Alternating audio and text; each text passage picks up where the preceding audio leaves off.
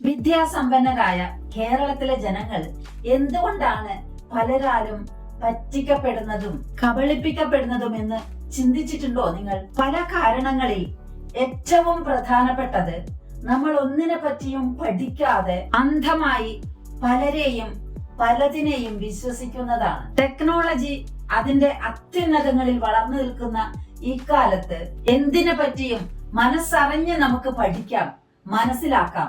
അങ്ങനെ പഠിക്കാനും മനസ്സിലാക്കാനും നാം സന്നദ്ധരായാൽ നമ്മെ ആരാലും കബളിപ്പിക്കപ്പെടാനോ ചതിക്കാനോ കഴിയില്ല.